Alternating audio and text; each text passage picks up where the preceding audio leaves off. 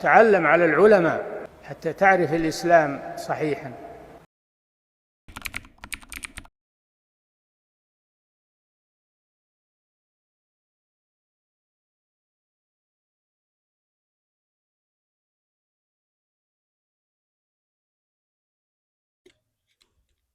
السلام علیکم ورحمۃ اللہ وبرکاتہ. الحمد للہ رب العالمین والصلاة والسلام علی سید المرسلین وعلی آلہ وصحبہ اجمعین وبعد فإن خیر الحدیث کتاب اللہ وخیر الہدی ہدی محمد صلی اللہ تعالی علیہ وسلم وشر الامور محدثاتها وكل محدثة بدعة وكل بدعة ضلالة وكل ضلالة في النار. أما بعد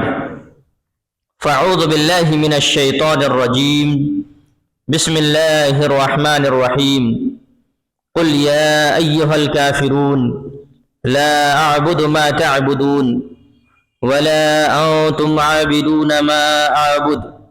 ولا أنا عابد ما عبدتم ولا أنتم عابدون ما أعبد لكم دينكم ولي دين. بہت ہی قابل احترام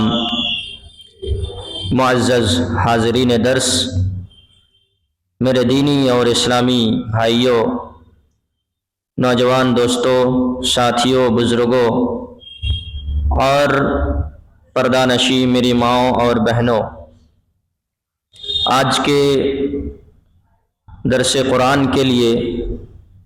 میں نے آپ حضرات کے سامنے سورہ کافرون کی تلاوت کی ہے. اسی سورہ کا ترجمہ اور مختصر انداز میں اس کی تفسیر اور توضیح آپ کی خدمت میں پیش کی جائے گی. سورہ کافرون یہ مکی سورہ ہے، مکہ میں یعنی ہجرت سے پہلے مکہ میں نازل ہونے والی سورتوں میں سے ہے. اس کے اندر کل 6 آیتیں ہیں. اس کا مختصر ترجمہ یہ ہے کہ اللہ تبارک و تعالی نے بیان فرمایا کہ قل یا ایھا الکافرون، نبی کریم صلی اللہ علیہ وسلم کو مخاطب کر کے اللہ تبارک و تعالی نے کہا کہ قل یا ایھا الکافرون، کہ اے نبی کہہ دیجئے کہ اے کافرو، لا اعبد ما تعبدون، میں اس کی عبادت نہیں کر سکتا، میں اس کی عبادت نہیں کرتا ہوں جس کی تم عبادت کرتے ہو. ولا انتم عابدون ما اعبد، اور نہ تم سب اس چیز کی عبادت کرنے والے ہو جس کی میں عبادت کرتا ہوں. ولا انا عابد ما عبدتم، اور نہ میں عبادت کروں گا جس کی تم عبادت کرتے ہو. ولا انتم عابدون ما اعبد، اور نہ تم اس کی عبادت کرنے والے ہو جس کی میں عبادت کر رہا ہوں. لکم دینکم ولی دین، تمہارے لیے تمہارا دین اور میرے لیے میرا دین ہے. یہ اس سورہ کا ترجمہ ہے جو میں نے آپ کے سامنے پیش کیا ہے. اس سورہ کے اندر اللہ تبارک و تعالی نے کفار اور مشرکین کو مخاطب کرتے ہوئے یا ایھا الکافرون کہا. قل یا ایھا الکافرون، پورے قرآن میں کفار اور مشرکین کو اس صیغے کے ساتھ مخاطب نہیں کیا گیا ہے. یہ پہلی سورہ ہے جس کے اندر اللہ تبارک و تعالی نے ایھا الکافرون سے خطاب کیا ہے، اور یہ بطور زجر و توبیخ کے ہیں، کیونکہ اللہ رب العالمین کو یہ معلوم تھا، اللہ رب العالمین کو اس بات کا علم تھا کہ بہت سے ایسے لوگ ہوں گے جن کے سامنے ہدایتیں آ جائیں گی، قرآن کی آیتیں آ جائیں گی، سنت رسول آ جائیں گی، اور ہر طرح کے دلائل واضح انداز میں آ جانے کے بعد بھی وہ کفر و عناد کے اندر مبتلا رہیں گے، اور یہ اسلام قبول کرنے والے نہیں ہیں، اسلام لانے والے نہیں ہوں گے، یہ اپنے کفر و شرک کے اوپر مبتلا رہیں گے۔ اسی لیے اللہ تبارک و تعالیٰ نے بطور زجر و توبیخ کے اللہ تبارک و تعالیٰ نے قرآن کریم کے ساری آیتوں کو سنا دیا گیا، قرآن کی آیتوں کو پڑھ کر کے بتایا گیا، ساری چیزیں واضح ہو جانے کے بعد بھی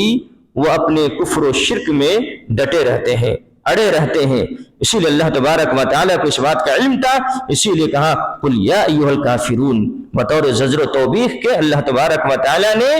اس کو ایھا الکافرون سے خطاب کیا ہے، کیونکہ اللہ رب العالمین کو معلوم تھا کہ ان کا کفر و عناد اس قدر شدید ہوگا کہ ان کا خاتمہ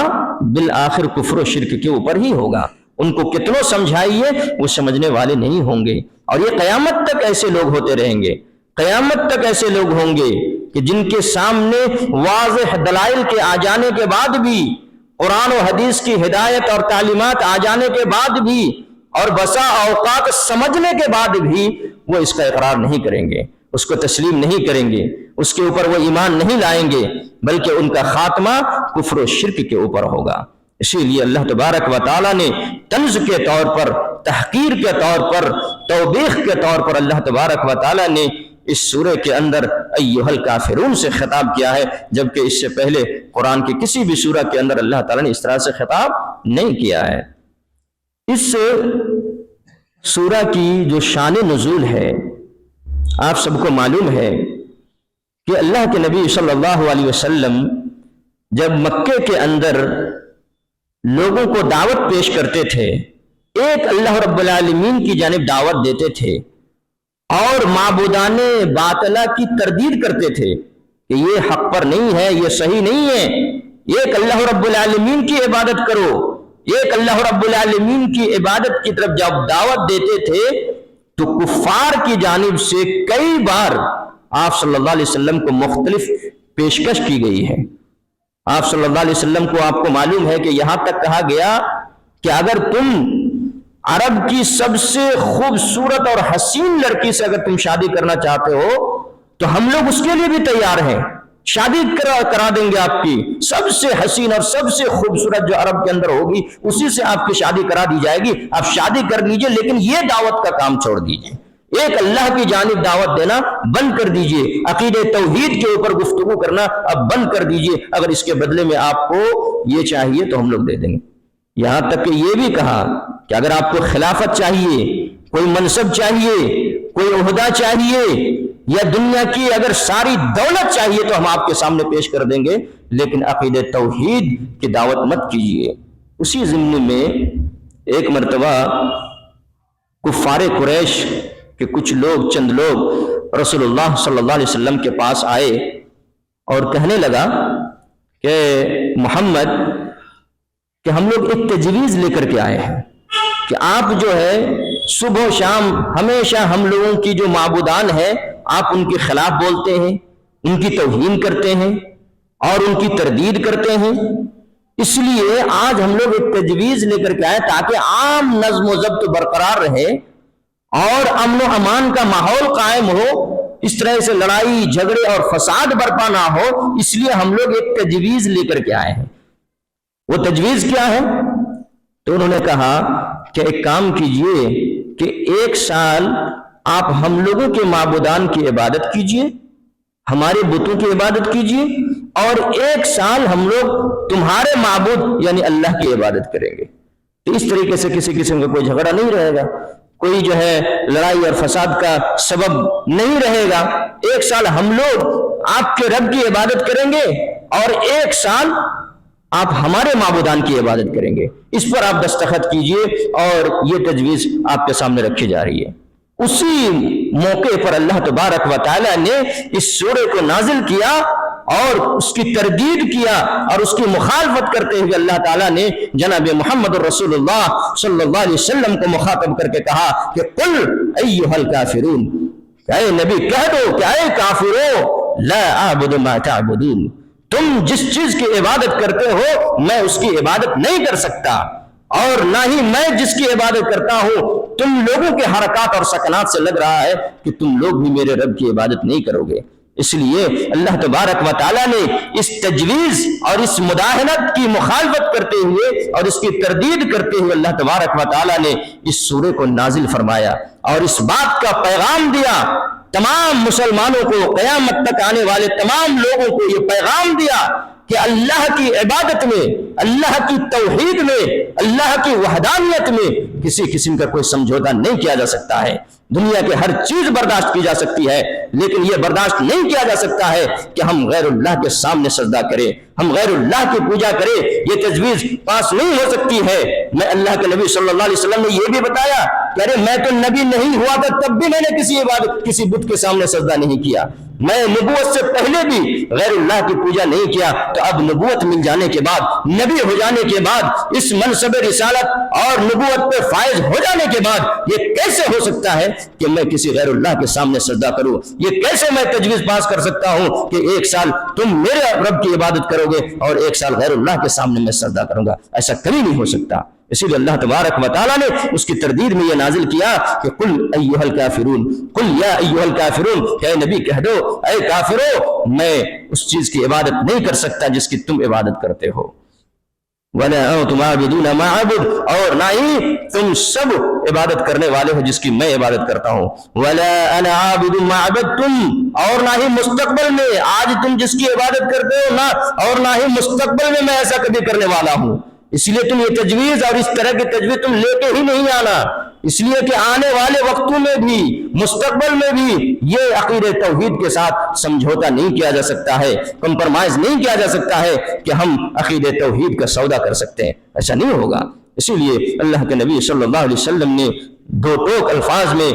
جواب دیا اور تردید کیا کہ ہم اس چیز کی عبادت نہیں کر سکتے جس کی تم عبادت کرتے ہو۔ آخر میں کہا لکم دینکم ولی دین، تم اپنے دین پر قائم رہو، تم جب دین اسلام کو نہیں مانو گے تو تم اپنے دین پر قائم رہو اور میرے دین پر مجھے چھوڑ دو، لی ولی دین، اور میرے لیے میرا دین ہے۔ تو اس سورے کے اندر میرے بھائیو ہم سبوں کے لیے اور اہل ایمان کے لیے اللہ تبارک و تعالیٰ نے یہ بہت بڑا پیغام دیا اور تکرار کے ساتھ یہ پیغام دیا، تاکیدی طور پر یہ پیغام دیا کہ دنیا میں کسی بھی حال میں عقیدہ توحید کی حفاظت لازمی ہے۔ ایک انسان کی زندگی میں سب سے بڑی دولت جو ہے، سب سے بڑا سرمایہ اگر کچھ ہے تو عقیدہ توحید ہے۔ اس سے بڑی دولت، اس سے بڑا سرمایہ ایک مسلمان کی زندگی میں، ایک اہل ایمان کی زندگی میں کچھ نہیں ہو سکتی ہے۔ اور سب سے زیادہ ہمیں جس دولت کی حفاظت کرنی ہے وہ عقیدہ توحید کی حفاظت کرنی ہے۔ اسی لیے اللہ تبارک و تعالیٰ نے عقیدہ توحید کے حاملین کو تاکید کے طور پر اور تکرار کے ساتھ یہ پیغام ہی نہیں، یہ حکم دیا کہ عقیدہ توحید کی ہمیشہ حفاظت کرنا، اور عقیدہ توحید کے ساتھ سمجھوتا نہیں کیا جا سکتا ہے،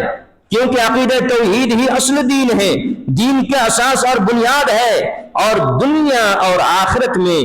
نجات کا سب سے بڑا ذریعہ میرے بھائیو عقیدہ توحید ہے۔ اب عقیدہ توحید کے اندر ہی اگر آپ کمپرمائز کریں گے اور سمجھوتا کریں گے تو اس کے بعد کیا رہ گیا ہے؟ کچھ نہیں باقی رہے گا۔ اسی لیے میرے بھائیو اس سورہ کے اندر مشرکین سے بیزاری کا اعلان کیا گیا ہے کہ مشرکین سے برات کا اظہار کیا جائے اور اس سے برات کا اعلان کیا جائے اور اللہ رب العالمین کی عبادت کی جائے، اخلاص کے ساتھ، للہیت کے ساتھ ایک اللہ رب العالمین کی عبادت کو لازم پکڑا جائے۔ یہی ہونا چاہیے اور یہی تخلیق انسانی کا اصل مقصود بھی ہے، جیسا کہ اللہ تبارک و تعالی نے قرآن کریم کے اندر بیان فرمایا وَمَا خَلَقْتُ الْجِنَّ وَالْإِنسَ إِلَّا لِيَعْبُدُونَ، کہ ہم نے جنوں کو اور انسانوں کو محض اس بات کے لیے پیدا کیا ہے کہ وہ صرف میری ہی عبادت کرے۔ اب اسی عبادت کے اندر اگر ہم کمپرمائز کریں گے، سمجھوتا شروع کر دیں گے تو پھر کون سی چیز باقی رہ جائے گی؟ اللہ رب العالمین نے اس کائنات کو کیوں سجایا، اس دنیا کو کیوں پیدا کیا، اور دنیا کی ساری مخلوقات کو اللہ تبارک و تعالی کیوں پیدا کیا؟ محض ایک ہی مقصد تھا کہ ساری مخلوقات اور خاص طور پر جن و انس میری عبادت کو لازم پکڑے۔ وما خلقت الجن والانس الا ليعبدون۔ اسی لیے اس سورے کے اندر اللہ تبارک و تعالی نے اس بات کا پیغام دیا کہ مشرکین اور کفار سے برأت کا اظہار کیا جائے، اس کا مطلب یہ ہے کہ سورہ کے اندر ولا اور برا کا بھی معاملہ ہے، اور جب تک برات کا آپ اعلان نہیں کریں گے، جب تک ایک انسان برات کا اظہار نہیں کریں گے کفار اور مشرکین سے، عقید توحید مکمل ہونے والا نہیں ہے۔ عقید توحید کا لازمی تقاضا یہ ہے کہ سب سے پہلے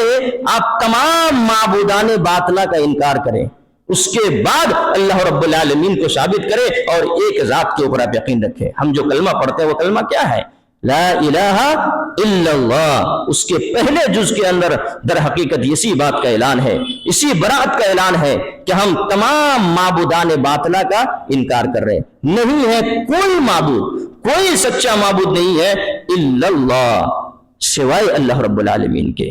اسی لیے مشرکین اور کفار کے دین اور ان کے عقیدے سے کلی برات کا اظہار ہونا چاہیے، کلی طور پر ان سے اس معنی میں رشتے ہمارے ختم ہونے چاہیے کہ تمہارا دین تمہارے لیے ہے اور میرا دین میرے لیے ہے۔ میرے بھائیو، اس کے اندر ایک بہت بڑا پیغام یہ بھی ہے کہ اسلام کے اندر مداہنت درست نہیں ہے۔ ایک لفظ اور سنتے ہوں گے آپ لوگ کہ ایک مداہنت ہوتا ہے، ایک مدارات ہوتا ہے۔ تو مدارات کا کیا معنی اور مفہوم ہے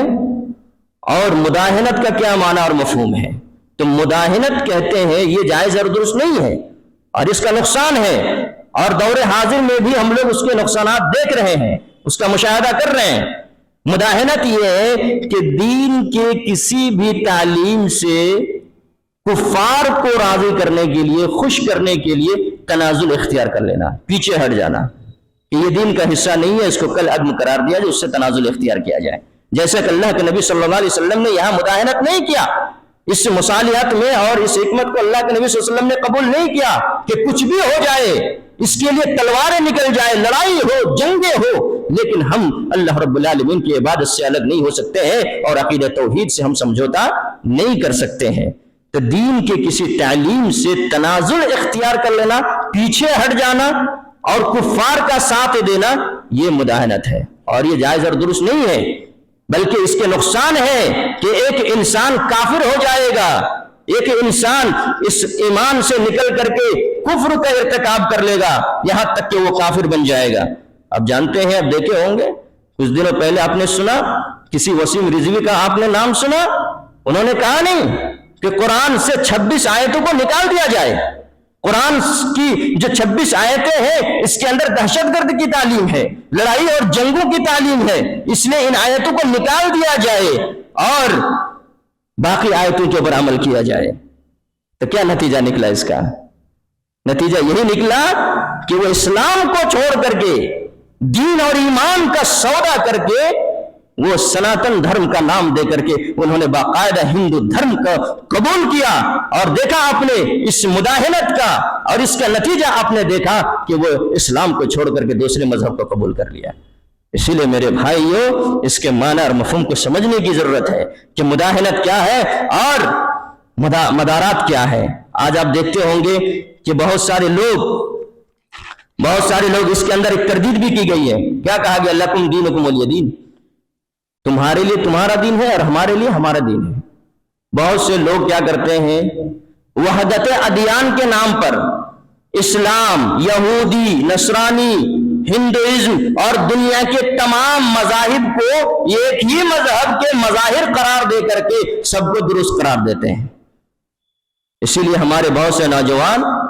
دوسرے مذاہب کی تعلیمات سے بھی متاثر ہوتے ہیں اور یہ کہتے ہیں کہ وہ بھی صحیح ہے، وہ بھی درست ہے۔ تو یہ بھی ایک طرح سے مداہنت ہے کہ آپ اسلام کو چھوڑ کر کے کسی دوسرے تعلیمات کو ترجیح دے رہے ہیں اور ربما اس کو بہتر قرار دیتا ہے۔ تو پھر آپ کہاں جائیں گے؟ دھیرے آپ جو ہے اسلام سے نفرت کریں گے اور دوسرے مذہب کو قبول کر لیں گے، اور ایسا ہو رہا ہے آج کہ وحدت ادیان کے نام پر تمام مذاہب کو اخوت و بھائی چارگی اور رواداری کے نام پر غیر مسلموں کے تہواروں میں جا کر کے، ان کی شادیوں میں جا کر کے، ان کی پارٹیوں میں جا کر کے، ان کے عیدوں میں جا کر کے یہ مسلمان نوجوان عید مناتے ہیں اور کہتے ہیں کہ یہ اخوت ہے، بھائی چارگی ہے، رواداری ہے، دوستی ہے، محبت ہے، آپسی تعلقات ہے، اس میں حرج ہی کیا ہے؟ کیسے حرج کی بات نہیں ہے؟ میرے بھائیوں، دینی رشتے دوسروں سے ہم نہیں رکھ سکتے ہیں۔ جی یہی تو برات ہے۔ برات کا مطلب کیا ہے؟ ولا کا کیا مطلب ہے؟ کہ مسلمانوں سے محبت کرے، مومنین سے محبت کرے، ان کے ساتھ رہیے، ان کی مدد کیجئے، ان کا تعاون کیجئے۔ دنیا کے کسی گوشے میں اگر مسلمان ہے تو وہ ہمارے بھائی ہے، اگر وہ کسی پریشانی میں مبتلا ہے تو آپ ان کی مدد کیجئے، اگر مدد نہیں کر سکتے ان کا تعاون کیجئے، ان کے لیے آپ دعا کر سکتے ہیں، آپ دعا کا اہتمام کیجئے۔ لیکن مسلمانوں کے ساتھ معاملات کیا جا سکتا ہے، لیکن کفار کے ساتھ نہیں۔ برات کا مطلب یہ ہوتا ہے قطع الصلہ الدینیہ مع الکفار، کفار کے ساتھ دینی رشتے نہیں ہو سکتے ہیں۔ عام تعاملات آپ کر سکتے ہیں، تجارت کیجئے، کاروبار کیجئے، ان کے دکان سے خرید و فروخت کیجئے، آپ کی دکان سے وہ خرید و فروخت کرے،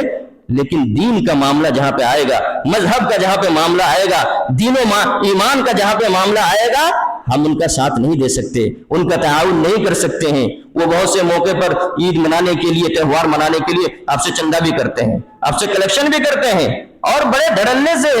بڑی رقم بھی تعاون ہم دیتے ہیں میرے، اور جاتے بھی ہیں۔ یہ مداہنت ہے میرے بھائیو۔ دین کی تعلیم سے تنازل اختیار نہیں کیا جا سکتا، یہ آپ کو کفر کے گڈھے میں جا کر کے لے کر کے جائے گا۔ بہت سے آدمی دیکھیں گے مسلمان ہیں، اہل ایمان میں ان کا شمار ہے، لیکن وہ کہتے ہیں کہ ماڈرن زمانے میں اسلام پر عمل نہیں کیا جا سکتا، حجاب کے اوپر وہ خود گفتگو کرتے ہیں۔ یہ کون حجاب کے اسلام کی یہ کون سی تعلیم ہے؟ عورتوں کو بند کر کے رکھنا، برقعے میں رکھنا، اور اس طریقے سے اسلامی تعلیمات کا وہ مذاق اڑاتے ہیں، اور یہ مسلمان اڑاتے ہیں۔ تو میرے بھائیو آپ کہاں جا کر کے گرو گے پھر؟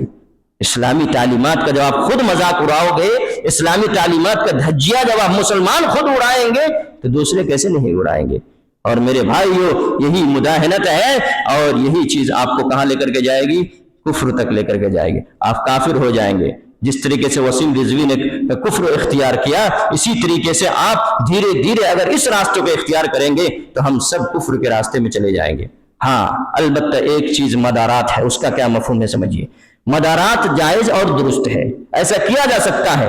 کہ اگر آپ کسی سماج میں رہتے ہیں اور وہاں پہ اگر کافر غالب ہے اور وہ ظالم ہے جو مسلمانوں کے اوپر ظلم کر رہا ہے،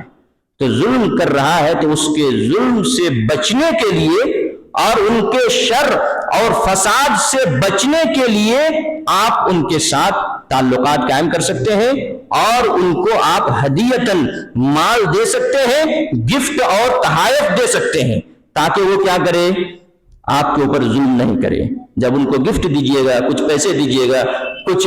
تحائف پیش کیجئے گا، تو ایسی صورت میں آپ کے اوپر ظلم کرنے سے وہ باز آئے گا، وہ تخفیف کرے گا اس کے اندر، اور آپ کے اوپر ظلم نہیں کرے گا، اور اس کا فائدہ بھی ہو سکتا ہے۔ تو فائدہ نمبر تو ایک یہ ہے کہ اس کے ظلم سے ہم کیا کریں گے؟ بچ جائیں گے، اور ہم پورے اسلام کے اوپر عمل کر رہے ہیں۔ لیکن اسلام کی کسی تعلیم سے یہاں پر تنازل نہیں ہو رہا ہے، بلکہ اسلام کے اوپر مکمل عمل کرنے کے خاطر اور شر و فساد سے بچنے کے خاطر ہم کیا کر رہے ہیں؟ ان کو کچھ پیسے دے رہے ہیں تاکہ وہ اپنی زبان بند رکھے، وہ اپنا ہاتھ پیر کو سمیٹ کر کے رکھے، اور اس کا فائدہ بھی ہو سکتا ہے۔ جب آپ اس کو پیسے دیجئے گا، گفٹ دیجئے گا، تحائف پیش کیجئے گا، تو اس کے نتیجے میں کبھی وہ اسلام بھی قبول کر سکتا ہے، اور ایسا ہوا ہے۔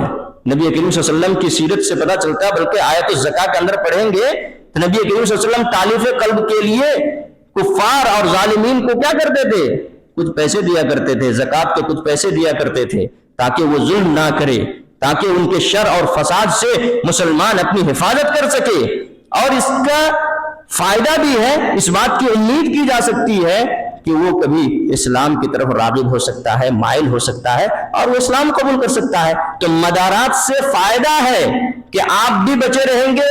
شر اور فساد سے، اور جن کو آپ پیسہ دے رہے ہیں لیکن ہم ان سے محبت میں تو نہیں دے رہے، بلکہ ان کے شر اور فساد سے بچنے کے لیے دے رہے ہیں، تو ہم بھی بچ گئے۔ اور اللہ تعالیٰ اگر توفیق دیا اور محاسن اسلام کو دیکھتے ہوئے اگر ان کا دل راغب ہوا تو وہ اسلام کو قبول بھی کر سکتا ہے۔ تو اس کا فائدہ ہے اور یہ جائز ہے، لیکن مداہنت میں کیا ہے؟ نقصان ہی نقصان ہے۔ اسلامی تعلیم سے تنازل اختیار کرنا، اور ساتھ میں آپ دیکھیں گے اس کے نتیجے میں یہ خود جو ہے اسلام کو چھوڑ کر کے کفر کو اختیار کر لے گا۔ اس لیے اس کے اندر تردید کی گئی ہے ایسے لوگوں کی، ایسے نظریے کی جو اسلام، نصرانیت، یہودیت، ہندوازم اور تمام مذاہب کو ایک ہی حقیقت کے مختلف مظاہر قرار دے کر کے سب کو درست قرار دیتے ہیں، یہ صحیح نہیں ہے، بلکہ لکم دینکم ولی دین، تمہارے لیے تمہارے دین اور ہمارے لیے ہمارے دین ہے۔ گویا کہ وحدت ادیان نہیں ہے، اللہ رب العالمین کے نزدیک صرف ایک ہی دین قابل قبول ہے، اور وہ کون سا ہے؟ اسلام ہے۔ اللہ تعالیٰ نے قرآن کریم کے اندر خود کہا کہ ان الدین عند اللہ الاسلام، اللہ رب العالمین کے نزدیک سب سے پسندیدہ، محبوب اور قابل قبول دین کون سا ہے؟ اسلام ہے۔ تو ظاہر ہے کہ اللہ رب العالمین کے نزدیک اسلام اور اس کی تمام تعلیمات قابل قبول ہے، اس کے علاوہ کسی بھی دھرم کی کوئی تعلیم قابل قبول نہیں ہے، کوئی ہدایت اللہ رب العالمین کے نزدیک مقبول نہیں ہے۔ اسی لیے اللہ تبارک و تعالی بیان فرمایا وَمَن يَبْتَغِي غَيْرَ الْإِسْلَامِ دِينًا فَلَن يُقْبَلَ مِنْهُ، جو اسلام کے علاوہ کسی اور راستے کو اختیار کرے گا، کسی اور دین کو اختیار کرے گا، تو اس کا عمل اور وہ دین قبول نہیں کیا جائے گا۔ صرف اور صرف اللہ رب العالمین کے نزدیک دین اسلام ہے، اور دین اسلام کی کسی بھی تعلیم سے تنازل اختیار نہیں کیا جا سکتا ہے۔ یہی سب سے بڑا پیغام اس سورہ کے اندر دیا گیا جب کفار قریش نے پیش کیا کہ اللہ کے نبی صلی اللہ علیہ وسلم نے اس کی کاٹ کر دی، اور آپ نے بتایا کہ ایسا کبھی نہیں ہو سکتا کہ ہم اپنے رب کو چھوڑ کر کے غیر اللہ کے سامنے سجدہ کریں گے، غیر اللہ کی عبادت کریں گے، اور تم 1 سال کے بعد ہمارے رب کی تم عبادت کرو گے۔ ایسا ہونے والا نہیں ہے، بلکہ تمہارا دین تمہارے ساتھ ہے، ہمارے دین ہمارے ساتھ ہے۔ اسی لیے میرے بھائیو، اس سورہ کے اندر پیغام جو دیا گیا کہ ایک انسان عقید توحید کو مضبوطی کے ساتھ پکڑے رہے، عقید توحید کی وہ حفاظت کرے، اس کے تقاضوں کے مطابق وہ عمل کرے، یہی کامیابی کا زینہ ہے، اور دنیا اور آخرت میں عزت و وقار اور سرخروئی کا ذریعہ ہے۔ اسی لیے میرے بھائیو، اس سورہ کی بڑی اہمیت ہے۔ صحیح احادیث سے آپ کو ثابت ہے، صحیح احادیث سے یہ بات ثابت ہے کہ اللہ کے نبی صلی اللہ علیہ وسلم اس سورہ کا بڑا اہتمام بھی کیا کرتے تھے۔ قل یا ایھا الکافرون، سورۃ الکافرون جو ہے اس کی بڑی اہتمام کیا کرتے تھے۔ جیسا کہ آپ سبوں کو معلوم ہے کہ فجر کی سنت 2 رکعت سنت میں آپ صلی اللہ علیہ وسلم اس سورہ کو پڑھا کرتے تھے، اسی طرح سے مغرب کی سنت میں بھی پڑھا کرتے تھے، اسی طرح سے طواف کی 2 رکعتوں میں بھی پڑھا کرتے تھے، یہاں تک کہ وتری کی نماز اگر 3 رکعت پڑھتے تھے تو دوسری رکعت میں یہی سورۃ الکافرون کی تلاوت کیا کرتے تھے۔ اور یہی نہیں میرے بھائیو، صحابہ کرام کو آپ صلی اللہ علیہ وسلم یہ بتلایا کرتے تھے کہ تم لوگ اگر سونے کے وقت بھی اگر اس سورہ کو پڑھا کرو گے تو تم سب شرک سے محفوظ رہو گے، شرک سے بری ہو جاؤ گے۔ اسی لیے میرے بھائیو، ہمیں اس سورہ کا اہتمام کرنا چاہیے اور اس سورہ کی تلاوت کرنی چاہیے۔ مغرب کی نماز میں بھی اللہ کے نبی صلی اللہ علیہ وسلم کا طریقہ تھا، فجر کی سنت میں آپ کا طریقہ تھا، وتر میں بھی، یہاں تک کہ سونے کے ٹائم میں بھی آپ صلی اللہ علیہ وسلم اس سورہ کو پڑھنے کا اہتمام کرتے تھے، اور اس بات کا اعلان کرتے تھے کہ ہم تا دم حیات عقید توحید کے اوپر برقرار رہیں گے، ہم توحید سے سمجھوتا نہیں کر سکتے ہیں۔ عقید توحید سب سے بڑی دولت ہے میرے بھائیو، اسی لیے آپ صلی اللہ علیہ وسلم اس سورہ کا اہتمام کیا کرتے تھے۔ اسی لیے ہم سب کو بھی اس کا اہتمام کرنا چاہیے، اس کے معانی اور مطالب کو سمجھنے کی کوشش کرنی چاہیے، اور اس بات کا عہد کرنا چاہیے کہ ہم اپنی زندگی میں کبھی بھی عقید توحید کے ساتھ سمجھوتا نہیں کریں گے، ہم عقید توحید کی حفاظت کریں گے۔ اس کے لیے ہمیں اپنی جان کی بھی قربانی دینے پڑے، ہمیں مال کی قربانی دینی پڑے، ہم ہر طرح کی قربانیاں دیں گے، لیکن ہم عقید توحید سے سمجھوتا نہیں کریں گے۔ آئیے اللہ رب العالمین سے دعا کرتے ہیں کہ اللہ تعالی ہم سب کو دین اسلام پر قائم و دائم رہنے کی توفیق عطا فرمائے، عقید توحید کی حفاظت کرنے کی توفیق عطا فرمائے، اور اس کے تقاضوں کو پورا کرنے کی توفیق عطا فرمائے۔ اور جب ہم سب کا خاتمہ ہو، عقید توحید کے اوپر خاتمہ ہو، ایمان کے اوپر خاتمہ ہو، اور جب ہم مر کر کے دنیا سے جائے، آخرت میں جائے، تو اللہ رب العالمین ہم سب کو جنت الفردوس میں جگہ نصیب فرمائے۔ آمین۔ وصلی اللہ علی نبینا محمد وعلی آلہ وصحبہ وسلم تسلیما کثیرا کثیرا، والسلام علیکم ورحمۃ اللہ وبرکاتہ۔